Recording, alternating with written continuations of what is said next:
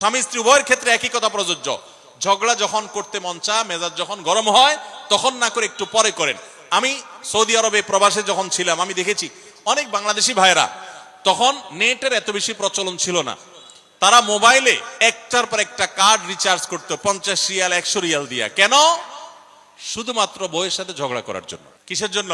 কারণ কথা বলতেছে, মনে করেন কোন একটা বিষয় নিয়ে তুমুল বিশ্বযুদ্ধ বেঁধে গেছে দুজনের, এখন এই পাশ থেকে ওই পাশ থেকে কথা চালাচালি ঝগড়াঝাটি চলতেছে, চিল্লানি চেঁচামেচি, হঠাৎ করে লাইন কেটে গেছে, ব্যালেন্স শেষ, দৌড় দিয়ে চলে গেছে দোকানে, এই তাড়াতাড়ি একটা কার্ড দেন ভাই, তাড়াতাড়ি রিচার্জ করতেছে। কেন? তাকে এখন কি করতে হবে? অসমাপ্ত ঝগড়ার সেকেন্ড ইনিংস শেষ করতে হবে।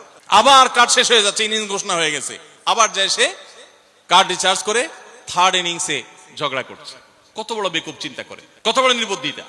এই ঝগড়াটা স্বামী স্ত্রী যদি দুই জায়গায় থাকেন, ফোনে যদি ঝগড়া হয়, আমি বুদ্ধি দেই যে ফোনটা যখনই দেখলেন যে ঝগড়া শুরু হয়ে গেছে, তখন সাথে সাথে মোবাইলটা অফ করে ফেলা, অফ করে 3 দিন মাত্র রাখেন, অন্য একটা নাম্বার বাটন ফোন দিয়ে আপাতত অফিসের কাজ কাম ছাড়েন, আর বউয়ের সাথে যোগাযোগের নাম্বারটা 3 দিনের জন্য বন্ধ রাখেন। 3 দিন পরে মোবাইলটা আস্তে করে ওপেন করেন। এবার নিয়তি করেন যে ঝগড়া এটাই হবে।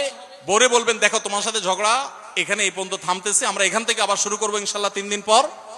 3 দিনের বিরতি দিচ্ছি, যুদ্ধবিরতি। 3 দিন পরে যদি শুরু করেন, আমি তো দায়িত্ব নিয়ে বলতে পারি, লিখিত দিতে পারি আপনাকে, 3 দিনের পর যখন আবার নতুন করে শুরু করবেন, ইনশাআল্লাহ দেখবেন আগের ঝগড়ার যে দুইজনের একজনেরও আর কিছুই নেই। এখন বউরে যদি বলেন 3 দিন পরে ফোন দিয়ে বলেন, হ্যাঁ বলো তুমি জানি কি বলতেছিলা, দেখবেন যে আর কথা খুঁজে পায় না। আর আপনিও যদি বলেন যে হ্যাঁ আমি জানি কি বলতেছিলাম, দেখবেন এখন ঝগড়া করে জুত পাবেন না, গিয়ার একেবারে নরমালে চলে আসছে। এই জন্য ভাইরা, রাগ যখন হয় ওই টাইমটাতে ঝগড়াঝাটি করতে হয় না। তাহলে সেক্ষেত্রে দাম্পত্য জীবনে অশান্তি থেকে অনেকখানি বাঁচা যায়। যে ঠিক আছে আমরা ঝগড়া করব, এই বিষয়ে আমরা এখন কথা বলবো না, কালকে কথা বলবো, একটু অপেক্ষা করেন, উভয়ের জন্য সেখানে কল্যাণ থাকবে।